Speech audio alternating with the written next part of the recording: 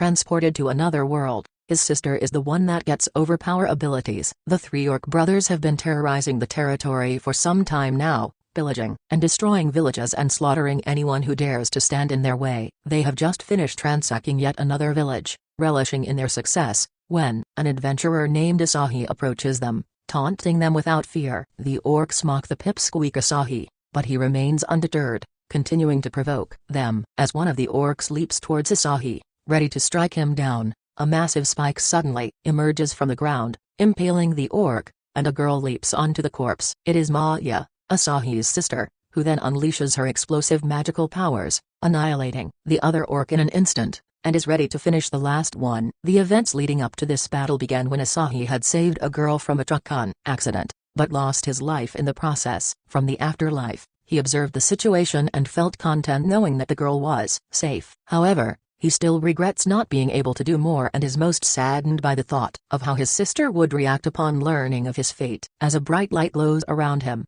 it suddenly sucks him in and transports him through the sky onto a mysterious magic circle. Looking around, he sees a medieval castle, a dragon flying in the distance, and some slimes jumping around. It doesn't take long for him to realize that he has been transported to another world. The feeling is reminiscent of playing an RPG game like Skyrim or The Witcher 3. And he quickly surveys his surroundings. When he bumps into a passerby, he is overjoyed to discover that the people in this world speak Japanese. Noticing guild and skill signs around the city, he becomes overwhelmed with excitement and gratitude for being reincarnated into such a world. After indulging in a bit of theatrics, he decides to use his knowledge of reincarnation games to make the most of his life in this new world. Stopping at a pawn shop, he pawns his phone, which the clerk deems as ancient technology, and offers him 500 money for it, the currency in this world. With his newfound wealth, he buys equipment, prioritizing physical agility by purchasing a simple sword and leather gear. Delighted with his progress so far, he can't stop smirking. The first step on his adventure is to visit the guild. As he approaches the receptionist, he admits that he is new to the world, and the girl takes it upon herself to guide him through the various procedures. She starts by giving him the adventurer's registration form. After filling out his name, he becomes an official adventurer. She suggests an E-rank mission, just killing some killer rabbits. However, before she can give him a warning, he is already out the door, eager to begin his new life. As he sets out, he encounters a massive wyvern that immediately attacks him, spewing fire with a tremendous force. It seems like someone has set the difficulty level too high. He quickly hides and opens up his status screen, hoping to find a cheat skill, but he only finds rock throwing at level 1. This realization does not discourage him, but he checks his stats and discovers that they are not particularly impressive either. The realization of being just a common villager hits him hard, especially when he finds out that his rock throwing ability is below average. Just as the wyvern is about to end his new life, Asahi thinks of his sister Mayu with all his might and screams out her name,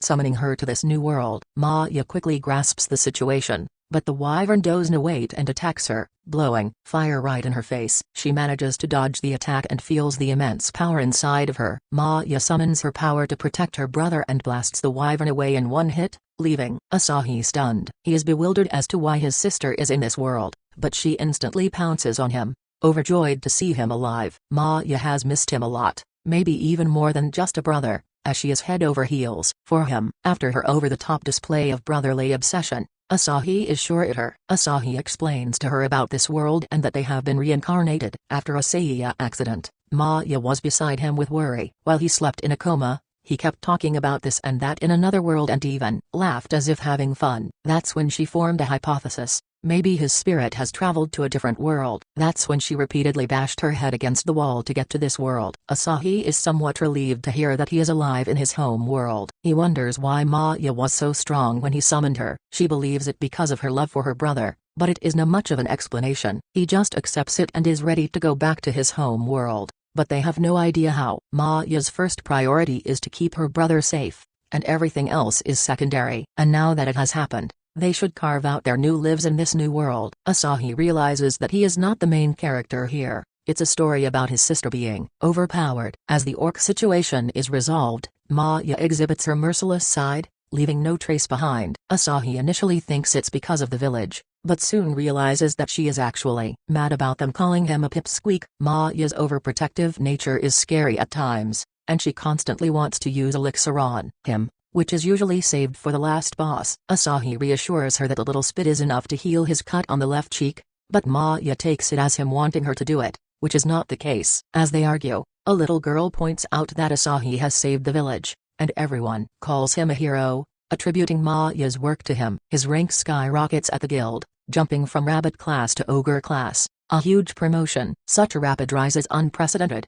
but Asahi is unique. The receptionist hands him his new badge, which is similar to an identity document, and explains that he cannot sell it or give it to someone else. Overwhelmed by all the praise he receives, Asahi doesn't even attempt to explain himself. However, it's important to note that falsifying one's rank is a serious crime that can lead to severe consequences. Asahi doesn't need to worry about that though, does he? Asahi pleads with Maya to conceal her strength and pretend that he is the strong one, to which she readily agrees, willing to do anything for him. He asks her to show him her stats, but she interprets it differently.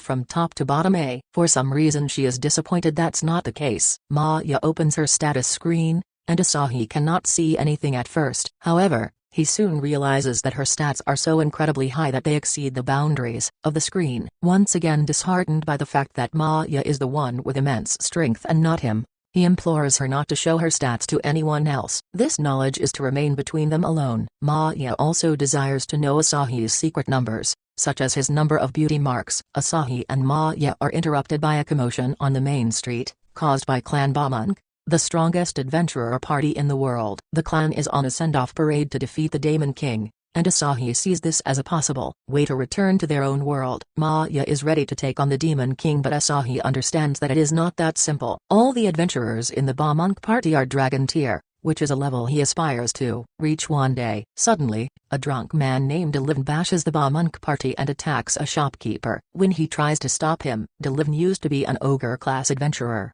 but he was demoted. The villagers are uncertain if anyone can stop him, but the lady next to Asahi points out that he is also an ogre-class adventurer. People beg him to stop Delivn and avenge the food stand. Asahi is uncomfortable with the attention, but he can't let them find out that he's weak. Delivn insults Asahi, calling him a pipsqueak, and Maya is angered by this. Asahi doesn't think Maya can hold back, but she assures him that she will beat Delivn mercilessly until he's barely alive and hopes for an instant death. As Delivn provokes Asahi, the latter whispers in Maya's ear, promising to do anything. She asks if she can handle the situation. Asahi then changes his tone and uses all tactics available to belittle Delivn. Just as he is about to attack, Asahi swoops his hand, creating a massive crack in the ground that shocks the villagers and Delivn. However, it was Maya who actually made it happen. After the dust settles, Asahi threatens Delivn that he will be next if he doesn't leave, and Delivn retreats. The villagers start praising Asahi, calling him a prodigy and chanting his name. Asahi is relieved that his secret is safe and it seems like a happy ending,